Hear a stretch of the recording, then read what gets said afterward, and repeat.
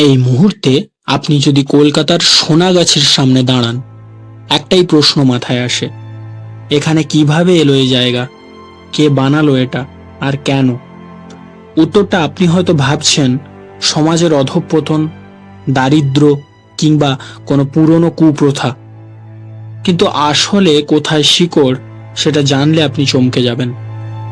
কারণ এই গল্পের পেছনে আছে ব্রিটিশ সাম্রাজ্য, একটা সুপরিকল্পিত ব্যবস্থা আর হাজার হাজার নারীর জীবন, যারা একদিন সম্মানিত শিল্পী ছিলেন।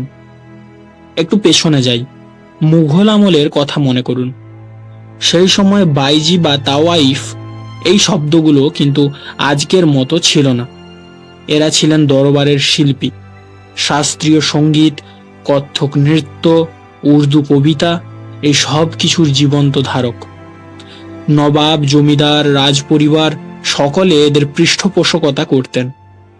এদের বাড়িতে সংস্কৃতির চর্চা হতো। ভদ্রলোকদের সন্তানরা আদব কায়দা শিখতে যেত তাওয়াইবদের কাছে, কারণ ওরাই জানতেন ভাষার সৌন্দর্য, সুরের গভীরতা। এরা বেশ্যা ছিলেন না, এরা ছিলেন সেই যুগের সাংস্কৃতিক মেরুদণ্ড। কিন্তু এখানেই গল্পটা বদলে যায়। 1857 সাল, সিপাহী বিদ্রোহ। ব্রিটিশরা এই বিদ্রোহ দমন করার পর একটা বড় সিদ্ধান্ত নিল। ভারতের নবাবী সংস্কৃতি, দরবারি ব্যবস্থা, পুরনো অভিজাত শ্রেণী সবকিছু ভেঙে দিতে হবে। অওধের নবাব গেলেন, দিল্লির মুঘল দরবার গেল, আর তাদের সাথে গেল সেই পৃষ্ঠপোষকতার ব্যবস্থা, যার উপর নির্ভর করে বাঁচতেন হাজার হাজার তাওয়াইফ। রাতারাতি যারা দরবারের শিল্পী ছিলেন তারা পথে নেমে এলেন। আয় নেই, আশ্রয় নেই, কিন্তু ব্রিটিশদের গল্পে এখানেই শেষ না। এবার আসে আসল বিষয়টা। ব্রিটিশ সেনাবাহিনী। ভারতে তখন লক্ষাধিক ব্রিটিশ ও ভারতীয় সৈন্য মোতায়েন। ক্যান্টনমেন্টের পর ক্যান্টনমেন্ট, আর এই সৈন্যদের মধ্যে যৌন রোগের প্রকোপ ভয়াবহভাবে বাড়ছিল। ব্রিটিশ সামরিক রেকর্ড অনুযায়ী এটা তখন একটা বড় সামরিক সমস্যা হয়ে দাঁড়িয়েছিল।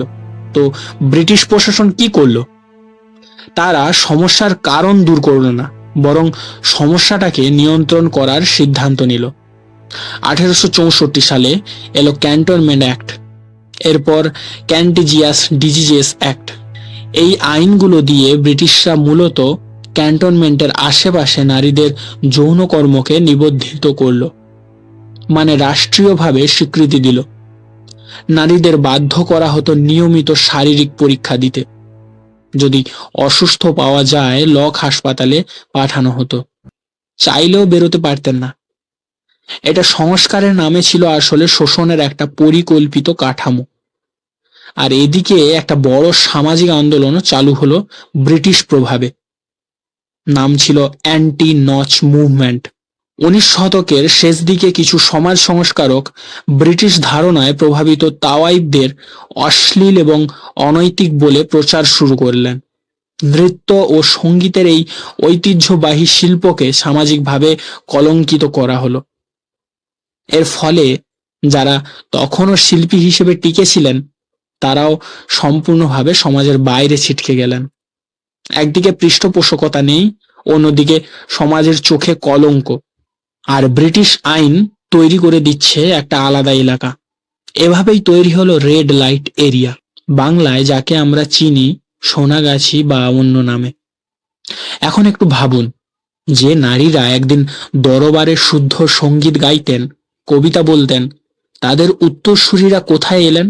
এই পরিবর্তন একদিনে হয়নি, কিন্তু ব্রিটিশ ঔপনিবেশিক ব্যবস্থা এই পরিবর্তনের সবচেয়ে বড় কারণ। এটা ইতিহাসবিদরা বারবার বলেছেন। সংস্কৃতিকে ধ্বংস করো, পৃষ্ঠপোষকতা কেড়ে নাও, সামাজিক কলঙ্ক লাগাও, তারপর একটা নিয়ন্ত্রিত ব্যবস্থা তৈরি করো নিজেদের সুবিধার জন্য। এটাই ছিল ব্রিটিশ কৌশল। আজ আমরা যখন রেড লাইট এলাকার কথা বলি, সমাজের নৈতিক অধঃপতন নিয়ে কথা বলি, তখন কি একবারও ভাবি এর শিকড়ের কথা? এই মানুষগুলো শুধু দরিদ্র ছিলেন না, তাদের দরিদ্র করা হয়েছিল, তাদের কলঙ্কিত করা হয়েছিল, একটা পরিকল্পিত ব্যবস্থার মধ্যে আটকে দেওয়া হয়েছিল। ইতিহাস সবসময় বিজয়ীরা লেখেন, আর বিজয়ীরা নিজেদের পাপের কথা কখনো লেখেন না। কিন্তু আমরা যদি সত্যিটা না জানি তাহলে ভুলটাও চলতে থাকে। এই ভিডিওটা ভালো লাগলে শেয়ার করুন, কারণ এই ইতিহাসটা সবার জানা দরকার।